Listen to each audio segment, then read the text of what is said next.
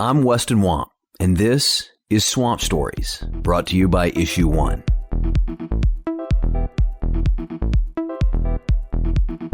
In recent years, no reform issue has gained more momentum than getting rid of so-called gerrymandering.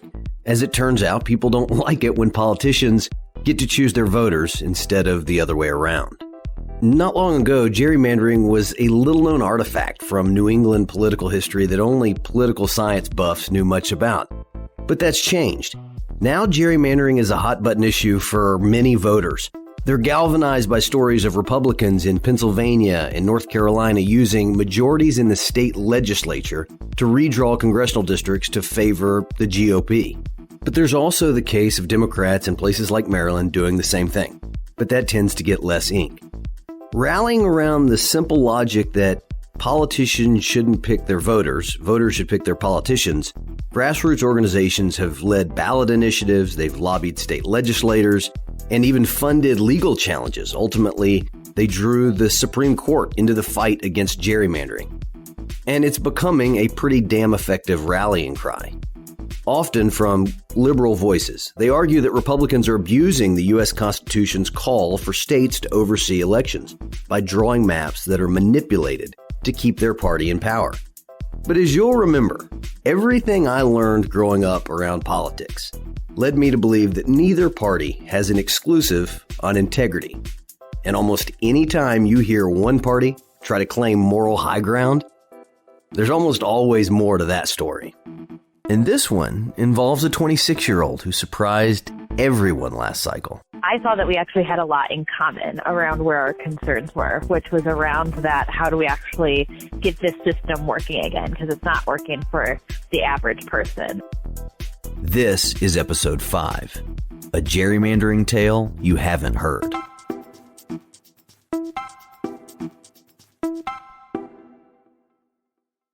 My own family's experience in Tennessee politics told me that there was something fishy about the often partisan narrative around gerrymandering. You see, when my dad was elected to Congress as a Gingrich Republican in 1994, he was replacing a 20-year incumbent Democrat who he'd nearly beaten in 1992. He flipped a seat long held by Democrats. By 2001, with the 2000 census numbers in, the Tennessee state legislature, which was controlled by Democrats, seized on an opportunity and basically ceded the 3rd congressional district in Tennessee to my dad. He was getting upwards of 65% of the vote, and they didn't think it could be won back. So they took a few of his liberal-leaning counties and replaced them with more conservative counties. And with enough rearranging, Democrats in the Tennessee state legislature had crafted a new 4th congressional district that they believed could be won by a Democrat, particularly considering that Republican incumbent Van Hillary had left office to run statewide. The plan worked, as gerrymandering typically does. And Lincoln Davis, a longtime Democratic state legislator, went on to serve in Congress for a decade. The question I was left with was this: was our case unique, or were Democrats gerrymandering districts back when they had majorities in more state legislatures than they do today? If so, that seems like it would change the narrative on this issue. And another question I had, were Republicans up in arms about gerrymandering when it was hurting them? In search of some of those answers, I was researching a pattern of gerrymandering in Pennsylvania that ultimately led to the Pennsylvania Supreme Court intervening in 2018. And I came across a fascinating case study. In 1990, a 32-year-old Republican activist defeated a longtime Democratic congressman in the suburbs of Pittsburgh, only to immediately face the realities of redistricting. Well, I knew that they were going to do that to me. I was told pretty much when I ran for Congress that, we're going to go through redistricting. We're going to lose 2 seats in Pennsylvania. And even if you win, I guarantee you we're going to eliminate your seat. Congressman Rick Santorum's new district was 3-1 registered Democrats to Republicans. Not only did Democrats redraw the district, they didn't take any chances he would win. I knew going in that I was going to be there for 1 term in all likelihood. It was actually a very freeing time because I had one thing on my mind, try to make an impact and stand up for the folks in Western Pennsylvania who wanted to see Congress cleaned up. And so that's what I did. Santorum was acting like someone who only planned on serving one term.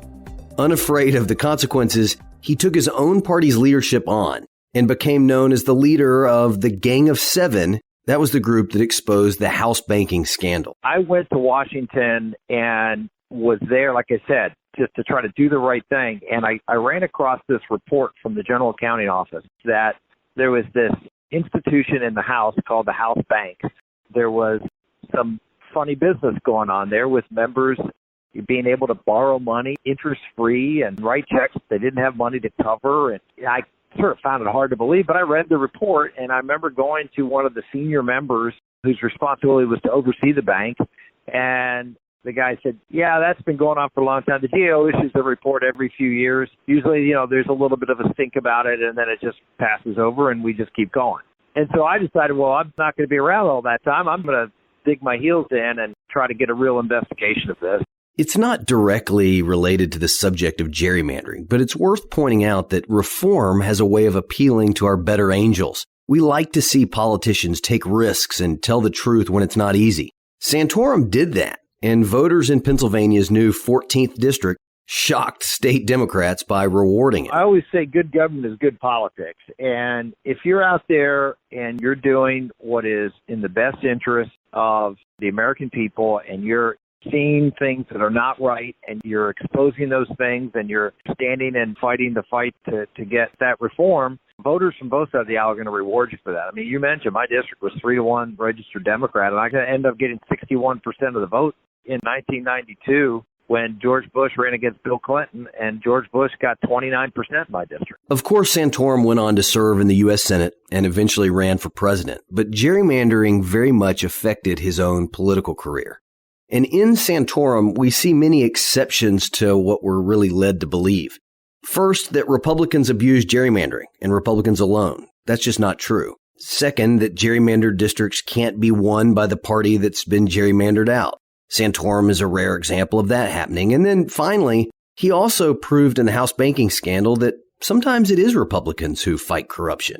In many ways, though, his case should call into question why we believe the system is broken. Across the country, a nonpartisan organization that's supported by countless Hollywood celebrities like Jennifer Lawrence is leading an unprecedented grassroots effort. And then there's gerrymandering, with politicians drawing the boundaries of their own voting districts into crazy shapes designed to prevent competition. Today, only 14% of House campaigns are actually competitive. 86% of them are not.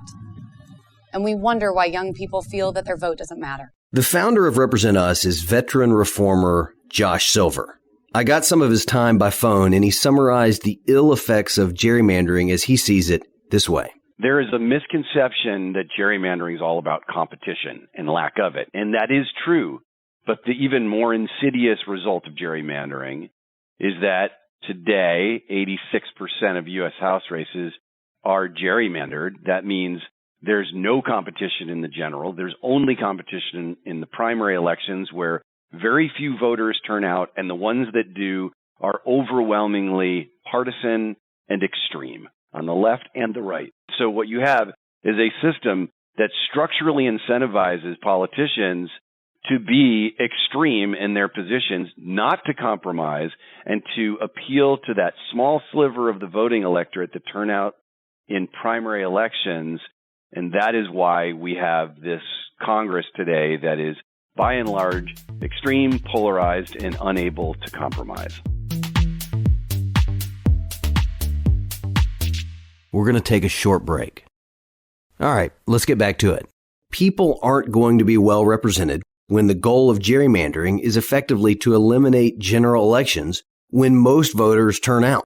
While Silver and Represent Us are devoutly nonpartisan, many Republicans feel like gerrymandering opponents make an argument that's convenient for Democrats, considering that Republicans are the ones that hold 2/3 of state legislative bodies across America, and therefore they control how most of the country will be redistricted after the 2020 census. And another curiosity is why Republicans haven't made a bigger push to fix gerrymandering when it was working to their disadvantage for decades prior to 2010. Even Rick Santorum, who took the brunt of gerrymandering like few ever have, still stands by the system, arguing that the 200-year-old tradition does no harm. It's been going on since the beginning of the Republic. We are in an inherently political process. I mean, drawing congressional lines or state legislative lines is a political process, and the idea of taking politics out of politics is impossible. You telling me that a court that draws congressional districts is not political? I hate to tell you, judges are just as political, sometimes more political than the politicians. Santorum's right that you can't take the politics out of politics. But we should be able to build a political system where parties aren't engineering outcomes exclusively for the purpose of getting their candidates elected. In other words, voters should choose their politicians. Politicians should not choose their voters. And to be fair to Santorum, in his home state of Pennsylvania, the Supreme Court is chosen in partisan elections. But while I understand where he's coming from on this issue, Silver makes a compelling case about not allowing the perfect to be the enemy of the good. There's a whole gamut of different straw man arguments that have been created to protect the status quo. One of them is the idea that you should have elected folks who are directly accountable to the public drawing congressional lines, and it's total BS. I mean, the fact is that right now you've got coaches making the decisions on the crucial calls in the game rather than impartial referees. And what we need are impartial referees, and they need to be independent from politics. It's the only way to fix it. Otherwise, you're asking the fox to put a lock on the hen house. And any argument against that is basically saying, yeah, we want to keep the fox putting a lock on the hen house. The fox is going to eat those chickens. Sorry. So is it possible that there's a solution somewhere between the purest hopes for benevolent courts or commissions and the good faith concerns from people like Santorum that only people who are accountable to voters should be drawing congressional lines? Personally, the part of this subject that I think gets more attention than it deserves is that Republicans have used gerrymandering to build favorable maps. It doesn't sit well because of the examples we've already taken a look at. Democrats have abused gerrymandering too, and even recently in states like Maryland. But in all of this, there's still a big glaring problem.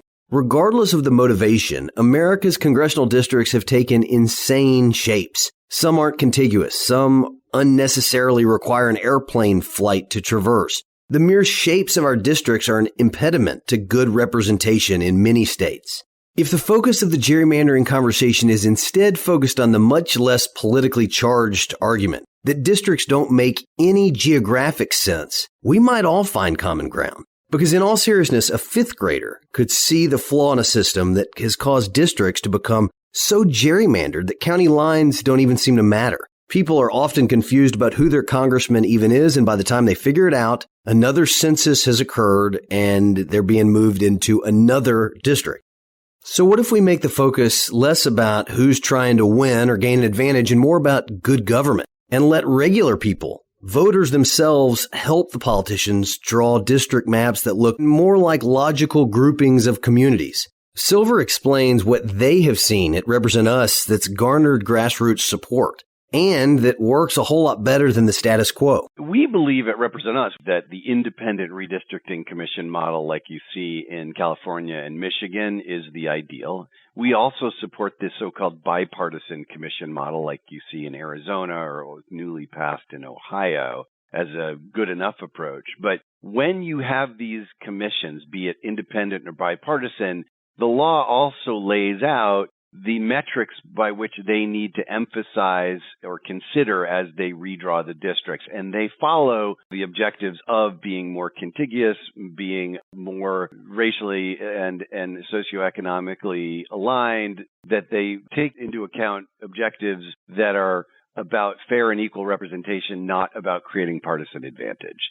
And so we believe the model has worked relatively well since 2008 when California passed it, and 2010 when Arizona has passed it, a decade of proving grounds that show that these models do work better. One of the signature policy wins of the 2018 cycle was born when 26-year-old Katie Fahey started a statewide movement that led to 70 people gathering in her home to challenge partisan gerrymandering in Michigan. I made a Facebook post actually that said like, hey, I want to end gerrymandering in Michigan. If you want to help, let me know. Smiley face. Might as well call it the Facebook post heard round Michigan. I called up Fahey and she told me the story of ruffling the feathers of almost everyone in the Michigan political establishment until Proposal 2, as her cause had come to be known, had gathered the hundreds of thousands of signatures that it needed to ultimately get on the ballot and change their state's constitution. The beauty of Fahey's reform effort is that it was truly nonpartisan. We tend to have a lot of people who sometimes vote for Democrats, sometimes vote for Republicans. And so it just seemed like one of those issues where, everybody kind of had been manipulated at one point or another, and we're fed up with it. The charge of the new commission that Katie's group created wasn't to magically make all the districts fair again. It established logical parameters based on cultural, historical, and economic interests for redistricting moving forward. Because at the end of the day, the problem as it relates to regular citizens is that congressional districts look like salamanders, and that leads to all sorts of problems. One example, in rural Michigan, up in the Upper Peninsula, the northern part of the state, there's one city where there's not even a road that connects it to any of the other cities in its district. So you literally have to drive out of the district 2 or 3 times to get to this major city within it, just because of how it was drawn, which just isn't practical when you're on the ground, when you're one of those people in those communities. It doesn't look that way. Now, like all commissions, there are challenges in determining a perfect composition and the most fair appointment process. There is no single solution to this one. But let's remember, gerrymandering is about political power. As Americans, we should be able to design a process where partisan advantage is not the end-all be-all of the issue. We should pay attention to communities that share interests, economic interests, or geographic interests. We should pay attention to county lines. There are a host of factors that we should take into account. Ultimately, the power to draw the lines is the power to determine who has power. And as I already explained to you, I learned this firsthand as a kid who watched Democrats in our state legislature choose that the congressman to the immediate west of the district my father represented was going to be a Democrat. And people are clearly beginning to figure it out, and that's why there's so much energy around independent commissions around the country.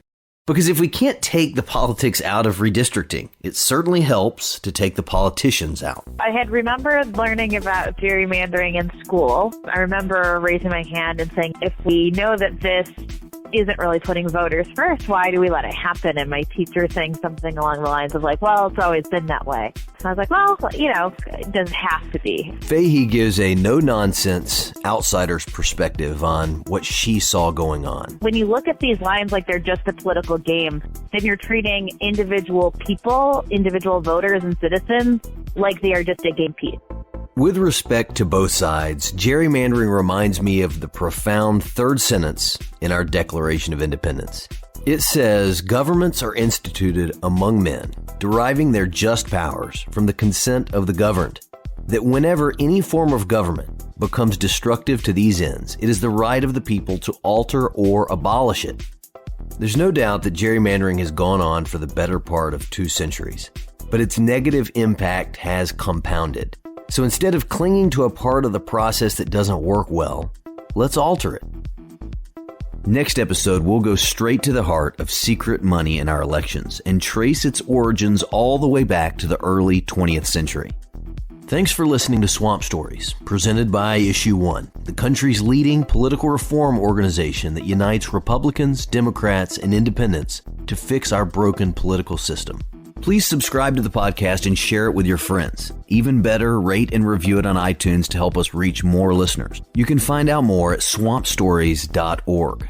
I'm your host, Weston Wamp. Thank you to executive producer Ethan Rome, producer William Gray, and editor Parker Tant from parkerpodcasting.com. Swamp Stories was recorded in Tennessee, edited in Texas, and can be found wherever you listen to podcasts.